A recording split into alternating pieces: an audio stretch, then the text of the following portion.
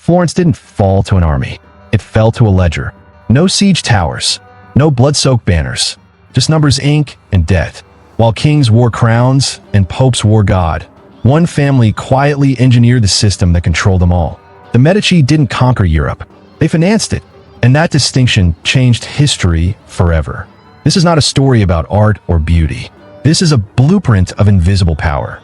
And once you see it, you can't unsee how the world really works. In the 14th century, Europe was chaos. City-states at war. Monarchs bankrupt. The church corrupt, but cash-hungry. Everyone needed money. No one trusted anyone. Enter the Medici, not as nobles, not as warriors, but as bankers, the most despised profession of the time. Why?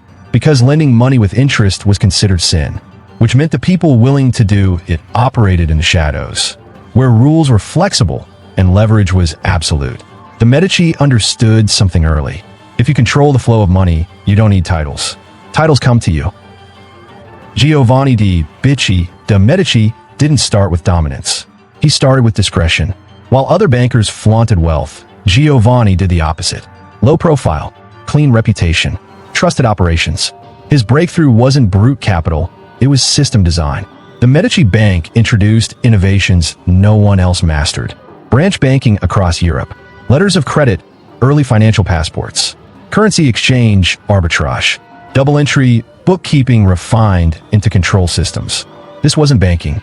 This was infrastructure. Kings could lose battles. Popes could lose faith. But none of them could operate without Medici liquidity. Here's where the real power shift happened. The Catholic Church, Europe's moral authority, was financially incompetent.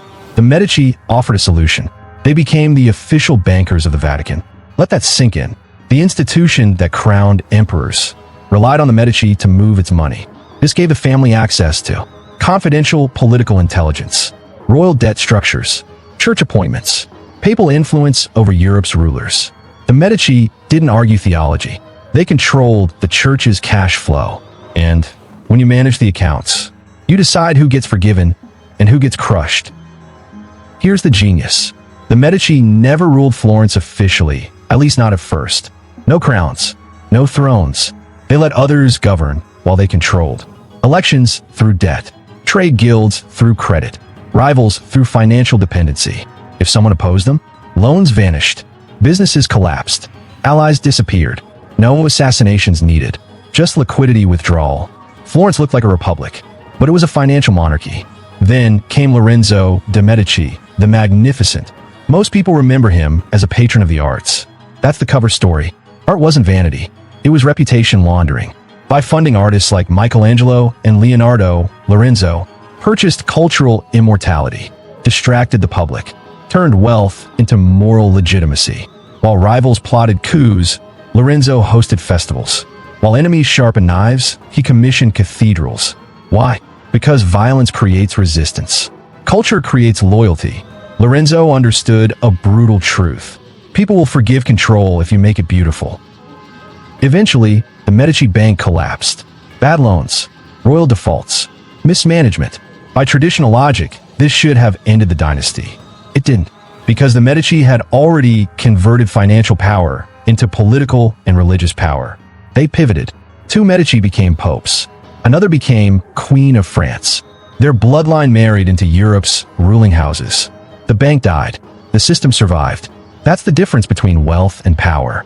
With Medici popes on the throne of Rome, the game changed. Church positions were sold.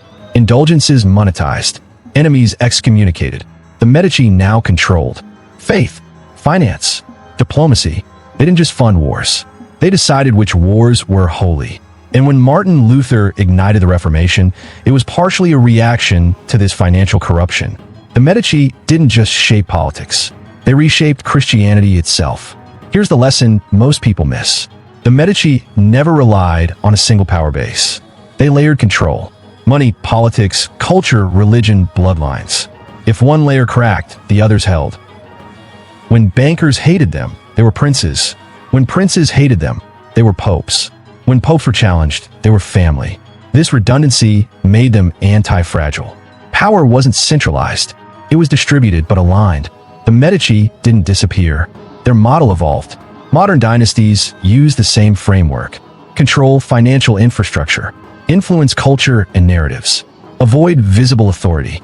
Marry into systems, not spotlight. Convert wealth into legitimacy, not consumption.